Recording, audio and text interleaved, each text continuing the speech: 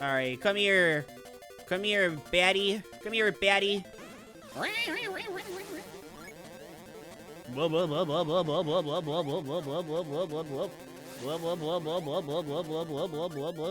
Okay. Yeah. Yes, we just got Kirby Tilt and Tumble out on Nintendo Switch Online. And no, I'm not trying to be ironic. This isn't leading up to some montage of me going gamer rage on the game. I love Tilt and Tumble. Recently, I streamed it on my Twitch channel, cough, link in the description below and also on screen, cough. And while we had some hilarious moments on stream, that's not what this video is about today. I would hope not, considering that the title of the video and all is about speedrunning. Yes, as a speedrunner myself, I did want to give running the game a shot. Specifically, any %, considering it's a pretty short category, and I never ran the game before. I figured, why not? Sounds like fun. And, as I was to soon discover, speedrunning Kirby Tilt and Tumble is absolutely wild. Hey, title drop! That's a title drop. I'm sure I know what most of you are thinking right now. Probably not, actually, but let's assume that I do. Speedrunning Tilt and Tumble? How the heck are you supposed to speedrun a gyro control only video game? You know, gyro and not like the food, but, you know, tilting the console to move Kirby around. You flick it up like a bug just flew in your face or something to make Kirby jump? How the heck are you gonna record the game? Not to mention come up with consistent strats for it?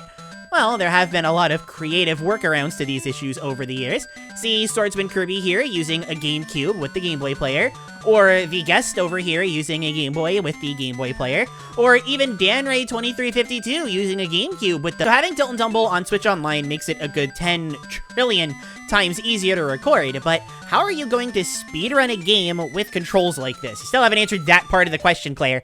I genuinely love motion controls, but the precision that buttons offer for speedrunning versus... Oh, God, stop rolling, please. Could you just stand still for 1 second? Kirby, come on! How are you gonna work with that? Well, people have come up with plenty of strategies, all of which are some of the wildest strategies that I've ever seen, but let's take this one step at a time. First of all, we need to talk about one of the best tools Kirby has available to them, their jump. You may not immediately be jazzed by hearing jump good in a platformer, but this is no mere mortal jump. Kirby may not be able to float, but the jump is truly worthy of their godly status, for plenty of reasons. And I'm not just saying that because Kirby makes crushed 8-bit sounds when they jump. I do love these sounds though. If you enjoy the video or like speedrunning, please consider giving this video a like and ringing the notification bell after subscribing. Oh, see? The jump is so good, it's doing my advertising for me.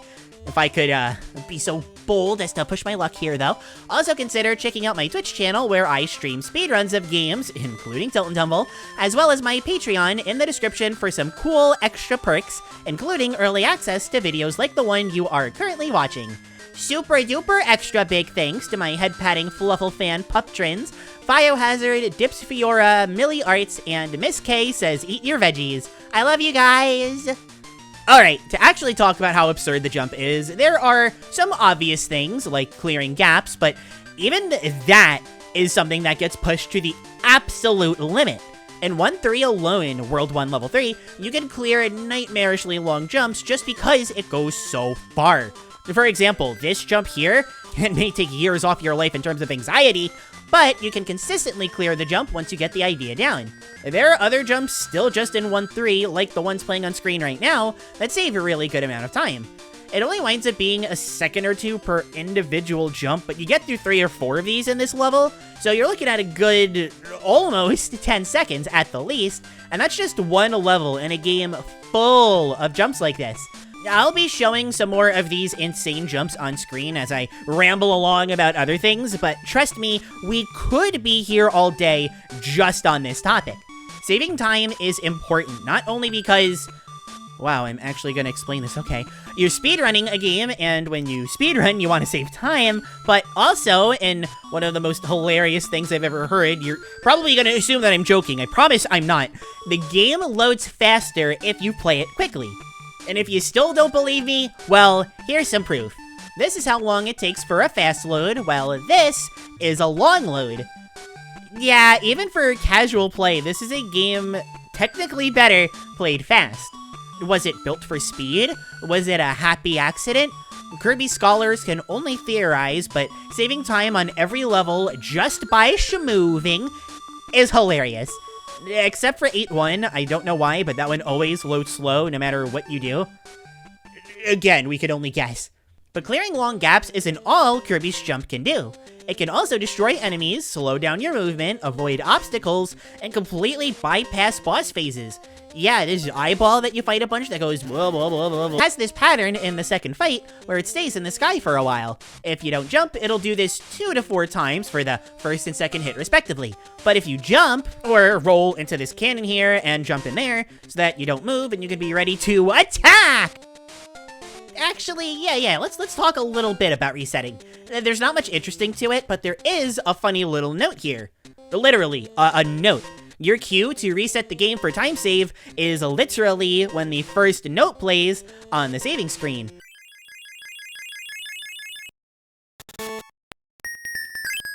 You skip the Kirby dance, which is like, you know, why even bother playing video games at all if you're gonna do that, but you gotta save as much time as you can, no matter what. You make Kirby fight for that time save, and if they die, that's a sacrifice we're gonna have to take. Literally, because of the way the timer works, killing Kirby before fighting bosses saves time. Basically, instead of having to wait for the timer to count down after being a boss, when you die and come back, you only have about 100 seconds on the timer, so it ticks down much faster. You can see the comparison on screen. I told you, this run is wild. To get really out there crazy for a bit, we need to talk about the different categories of speedrunning this game. There's any percent no skips, and 100%. This might sound familiar if you're in the know about Kirby's Adventure, but if you're not, well, let's actually explain what these mean. Hundo is simple enough. Do everything, get Kirby a nice house at the end, feel joy, but what about the 2 any percents? Any percent no skips is also simple enough, you just play every level as quickly as you can, but regular any percent tends to catch people really off guard. I know when I streamed my attempts of any percent, people lost their minds. Not because the skips themselves are crazy, but just because they're here to begin with. In 3-1, a level with plenty of interesting tech to it as it is, has Wispy Woods chilling in the corner. If you go to Wispy, he just lets you skip to World 6. And then in World 6, you can find him again, and he just lets you skip to World 8. There is really not much more to it than that, but the act of actually getting to Wispy, believe it or not, is pretty tough. See, you need to fight through the water current to get to Wispy, but you only have 3 seconds of happy, funny, swimmy times before Kirby drowns and goes. You can definitely position yourself to make it easier, but the water current is constantly pushing you down as well. So getting the proper positioning to make it to Wispy requires precision, timing, and the dedication of a true believer to make it to...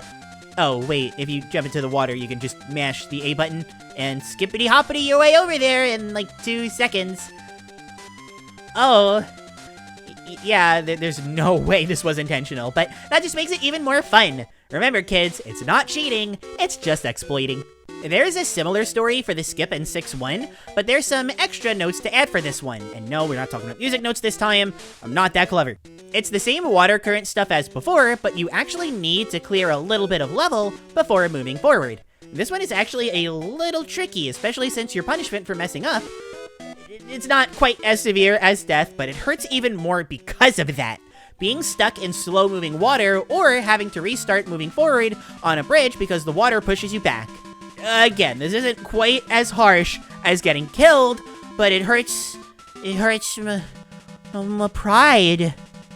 Happy Pride Month! Once you get to this set piece with the shooty cannons and the scary water, you can jump in the water and mash away until you get to this warp star. Take the warp star, and then, oh no, it's a minefield! Look out for the traps, Kirby! They'll waste 2 to 4 seconds each! Kirby, no, you landed in one! We're losing valuable time! Think of your family, Kirby! Think of the family! You gotta make that out of here alive! And then you find Wispy and you can skip to World 8. Yay! From here, there are no more skips, which makes World 8 play relatively normally. But we're watching the same video, so you know normal is only a relative term. World 8 still doesn't pull any punches. Well, 8-3 is actually kind of a joke, but we'll get there when we get there, and the rest of the World 8 is some of the most precise levels in the entire game. Even though the opening set piece of 8-1 can be brutal, with these bounce pads that can send you careening if you aren't careful. You can jump over them, but it's ever so slightly faster to roll on past them. With time save that small, it's less about the speedrun and more about the thrill of the moment. You gotta get your blood pumping, you know? But the real big thing to talk about with 8-1 are these super springs spread throughout the end of the level. I'm not one to say no to the bounce, but we're not playing Kirby Tilt and Bounce or Kirby Bounce and Tumble or whatever. We're playing Tilt and Tumble. These will send you careening off stage, leaving Kirby looking, rather dizzy. This is the scariest part of the run, since the best strategy to get around these is to effectively ignore them. If you hug the wall and roll right by them, you can usually avoid the obstacles just fine, but one small mistake basically leads to Kirby's early demise. At least until you press a button on your controller, then they're fine. You can also jump to avoid them easier because, of course, jumping helps. What doesn't it help with? But this is the only instance where the time save is actually kind of good enough to where you actually do just kind of want to roll on by. Then there's one final spooky set piece at the end. I have died here before the scariest level in the whole game. Well, kinda. If you get lucky, then 8-2 is perfectly fine. There's even a really fun bit at the end where, when you hang left, Kirby goes on a sugar rush and then goes boosh through all of these blocks that you normally can't boosh through. It feels really satisfying. However, at the start, you need to flick Kirby to roll the die and see if you go to the blue or red route. Blue is faster, but red is fine. A time loss you can live with. After that, there's another die to roll, and if you get red, life is good. If you get blue, life is suffering. There's a big kaboo that'll knock you around with these arrows, force you to start over if you make the slightest mistake, with a path that's so narrow that it's insanely tough to make your way through.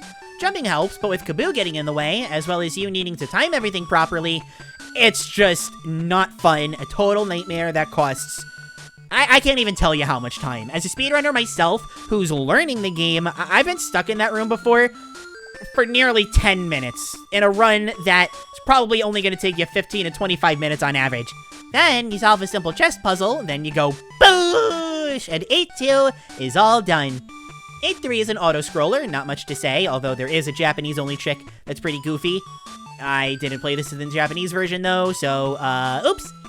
Also, I think it's kind of funny that going through this bonus room is faster than moving through the level normally. This is really funny how that works. Auto-scrollers are slow. 8-4, meanwhile, hits you immediately with one of the most difficult puzzles with one of the most insane skips in the whole game. Trust me, 8-3 was a necessary breather. So what is that first puzzle? Well, you have to hit all of these switches to get these robots to move, while this spinny fire wheel of burning flames of ouch tries to ruin your day. Doing this fast is tough, but would you believe me if I said you could skip this puzzle by jumping? You might need to start the video over if you don't believe me. So, right before this puzzle, you see this jumpy platform that launches you into a super jumpy platform. A fun little fact that I've intentionally hidden up to this point, though, is that if you get shot up from something, such as these jumpy platforms, the cannons, etc., 3 times in a row, you'll get Kirby's blood pumping, and they become invincible for a very short duration. So, okay, jumping makes Kirby invincible. Rad. Is that it? No, because you'll shortly find out that Kirby runs out of invincibility before reaching these rocket-socking robots that are guarding the door. That said, would you believe me if I said you could extend your invincibility by jumping? If you're still surprised, you deserve better, please. Raise your standards. So the strat is this. Land on the mini jumpy, launch, move back onto the mini jumpy, launch again, land on the super jumpy, launch forward, mash jump, keep your invincibility, knock out the robots. It's really intensive and looks super cool, but the rest of the level is really simple by comparison. Literally, the only other thing to note here is that there's a section of 3 cannons later in the level that, like we just talked about, give you invincibility. So there's more fun stuff that you can do with that, namely these little boops that come out of the wall. You just don't have to worry about them. Oh, and this big cannon's alright, I guess, at the end? I don't know. But then, we have the final fight against Day-to-Day, the climactic showdown between... Oh, sorry. One sec, buddy. The final fight against Day-to-Day, the climactic showdown between rivals. The fight itself is really fun. The way that it works is that Day-to-Day will charge at you inside the cannon, but if you can move out of the way, he'll hit the wall below you. On his way back up, you can shoot at him with the cannon. He'll get spooked and run around for a while, and while he's in this panicked state, you can rush back to the cannon and shoot at him. Attack Day-to-Day 10 times, you win. It's a super fun fight. But, of course, this is a speedrun. The footage that you're seeing here, very casual, that's not gonna fly. And would you believe me if I said you could stun lock the fight and clear it in, like, 10 seconds by jumping? Well, technically, I guess you're in the cannon, so you're not jumping, but it's the same input. Let me fix this. By jumping inside of the cannon? Yeah, similar to how most other enemies and bosses work, jumping still stops Day-to-Day in his tracks. I think the idea is that you're flicking the Game Boy itself, which is the world, so Day-to-Day needs to stop and try to stand still and not be launched into the air. It's a cute detail, it's really neat. But if you time this right, you can hit Day-to-Day, roll right back into the cannon, pull it off again, and then Day-to-Day will be stun-locked not from jumping, but by taking damage. You can repeat the simple roll in cannon, shoot Day-to-Day, process it 9 more times, Kirby and Day-to-Day kiss, and then boom, easy win. To me, this is the most insane part of the whole run. By far, it's my favorite. It just feels optimized, you know? But with that, we finished any percent for Kirby Tilt and Tumble. The credits play, and they're a total jam, just like the rest of Tilt and Tumble's amazing soundtrack. And then we see Kirby chilling at home as the game tells us to play better, so Kirby can afford to be a homeowner, and the game is over. While Tilt and Tumble itself hasn't reached the huge success of a game like Forgotten Land, I've heard a lot of people talk about how much fun they're having with it, and that makes me really happy. The game is fun on a more casual level, of course, but having a game completely built around such an unorthodox control scheme, still having such reliable, consistent strats to the point where multiple different variations of speedrun can exist, with moments as crazy as all of these that I've talked about throughout the video, in a game that never slows down, that's the sign of a wonderful game.